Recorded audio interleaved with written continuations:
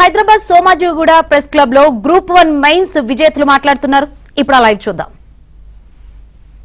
ఇవ్వడానికి 3 కోట్లు ఉంటే మేము ఏదో బిజినెస్ చేసుకునే బతుకుదు కూలి నాలికి పోయి మా పిల్లని చదివించుకున్నాం సార్. మా భవిష్యత్తు ఇట్లా అయిపోయి మంచిగా పడినాం సార్. వచ్చాక మమ్మల్ని అన్ని చేసి మీడియా మిత్రులకు చెప్తున్నా, మాకు పెద్దలు ఎవరు గెలవరు సార్. అసలు ఏ రికమెండేషన్ లేకుండానే చదువుకున్నారు సార్. మా పిల్లలు 10th లో ఫస్ట్ క్లాస్ వచ్చింది సార్. నా కూతురు, నా బిడ్డ భవిష్యత్తు మంచిగా ఉంటుందని మేమెంతో సంతోషంగా ఉన్నాం సార్. ఇప్పటి వరకు మా పిల్లల్ని అన్యాయం చేయకండి సార్.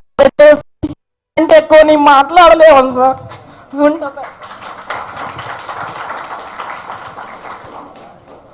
అందరికీ నమస్కారం. ఇక్కడ ఇప్పుడు వీళ్ళందరి బాధ విన్నారు మీడియా వాళ్ళు కూడా. ఏంటంటే పిల్లలు చాలా కష్టపడి రాత్రింబగళ్ళు కష్టపడి వాళ్ళు చదువుకున్నారు, వాళ్ళు ర్యాంకులు తెచ్చుకున్నారు. ఆ ర్యాంకుల్ని రాజకీయం చేయొద్దండి, దయచేసి రాజకీయం చేయొద్దు. ఎందుకంటే రెక్కాడితే కానీ డొక్కాడని వాళ్ళు ఉన్నారు ఇక్కడంతా. 3 కోట్లు సంపాదించాలంటే ఎన్ని రోజులు పడుతుందో వాళ్ళకి మీరు ఆలోచించండి ఒక్కసారి. అంతేగాని 3 కోట్లు ఇచ్చారు 3 కోట్లు ఇచ్చారంటే 3 కోట్లు ఇచ్చుకునే స్తోమతే ఉంటే పిల్లల్ని చదివించడం ఎందుకండి? ఇంకా వాళ్ళు పక్కన వాళ్ళు వచ్చింది నువ్వు ఇంకా గెలిచావు లోపల ఇవన్నీ జరుగుతున్నాయి. కాబట్టి ఎవరు కూడా ఈ పిల్లల జీవితాన్ని రాజకీయం చేయొద్దండి. వాళ్ళు రేయింబగళ్ళు అసలు అన్నీ మర్చిపోయారండి. అసలు నిద్ర లేదు, అన్నం లేదు, ఏం లేదు, దీని మీదనే తిరుగుతూ ఉన్నారు. కాబట్టి నేను ప్రభుత్వానికి విన్నపం చేసుకునేది ఏంటంటే పిల్లల జీవితాన్ని రాజకీయం చెయ్యొద్దు, చేయండి. వాళ్ళని ఎలాగైనా కూడా ఇప్పుడు న్యాయం జరిగితేనే కదండి రేపు పొద్దున వచ్చే పిల్లలకి న్యాయం అనేది తెలుస్తుంది. న్యాయం లేకపోతే ఇంకా రేపు పొద్దున వచ్చే పిల్లలు కూడా అన్యాయానికే గురవుతారు. అందరినీ అన్యాయానికి గురి చేయొద్దు. దయచేసి అందరికీ మీరు న్యాయం చేసి వాళ్ళ జీవితానికి ఒక బాట చూపించండి. తల్లిదండ్రులకి ఆశను అనేది కల్పించండి. ఎంతమంది తల్లిదండ్రులు ఎంత బాధపడుతున్నారు, వాళ్ళ బాధను గమనించి వాళ్ళకి న్యాయం చేయండి. అందరూ ర్యాంకు పిల్లలు కష్టపడకుండా ఎవరికి రాలేదు. 10 మందికి వస్తే 10 మంది చదువుకుంటే ఒక్కళ్ళకే ర్యాంక్ వస్తుంది. అలా అంటే 10 మంది మంచి వాళ్ళు కాదని కాదు, వాళ్ళు మళ్ళీ రాసుకొని మళ్ళీ ప్రయోజకులు అవ్వచ్చు. అంతేగాని వచ్చిన వాళ్ళ మీద రాళ్ళు వేయకండి, వాళ్ళకి న్యాయం చేకూర్చండి. దయచేసి ప్రభుత్వాన్ని కోరేది ఏంటంటే పిల్లల జీవితాన్ని రాజకీయం చేయొద్దు, అంతే. అందరికీ నమస్కారం అండి. మా బాబు బీటెక్ కంప్లీట్ అయినప్పటి నుంచి వాడు ఏంటంటే యూపీఎస్సీకి ప్రిపేర్ అయ్యాడు.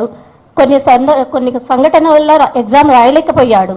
తర్వాత గ్రూప్ 1 నోటిఫికేషన్ పడ్డప్పుడు మేము గ్రూప్ 1 ఫస్ట్ అపియర్ అని చెప్పినప్పుడు వాడు యూపీఎస్సీకే ప్రిపేర్ అవుతాను మమ్మీ అని చెప్పాడు. కానీ బట్ స్టిల్ మేమేంటంటే ఫస్ట్ ఇది రాస్తే బాగుంటుండు అని అనుకున్నాము. సో రాశాడు, కష్టపడి రిజల్ట్ సాధించాడు. ఈ కష్టాన్ని వట్టిగానే రాలేదండి ఈ ఫలితము. వాడు రాత్రింబగలు రోజుకు 4 గోడల మధ్యలో కూర్చొని ఎంతో కష్టపడి ర్యాంక్ సాధించాడు. ఈ జర్నీలో వాళ్ళ నాన్నని కూడా అతను కోల్పోయాడు. అయినా కూడా ఎప్పటికీ వెనుకంజ వేయలేడు.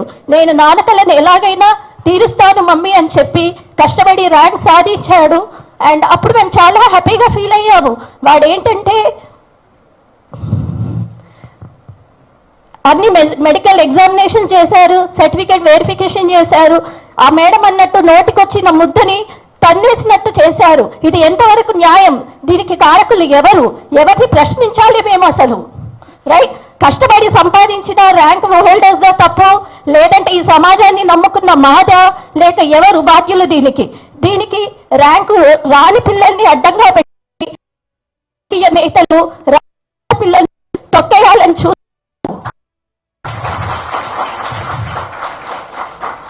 ఒక అన్ఫార్చునేట్ థింగ్ ఏంటంటే ఒక వెల్ ఎడ్యుకేటెడ్ పొలిటీషియన్ కూడా ఒక ఇలిటరేట్ లాగా బిహేవ్ చేయడం చాలా బాధాకరంగా ఉంది. వాళ్ళకు పిల్లలు ఉన్నారు, వాళ్ళకు తెలుసు పిల్లల వాల్యూ ఏంటి అనేది. ఒక్కసారి గమనించండి.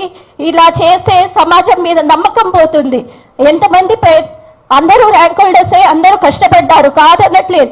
కానీ అక్కడ ఉన్నాయి కేవలం 563 పోస్టులు మాత్రమే. ఓన్లీ 563 మెంబర్స్ కి మాత్రమే ఇవ్వగలుగుతారు. అది మనం గమనించాలి.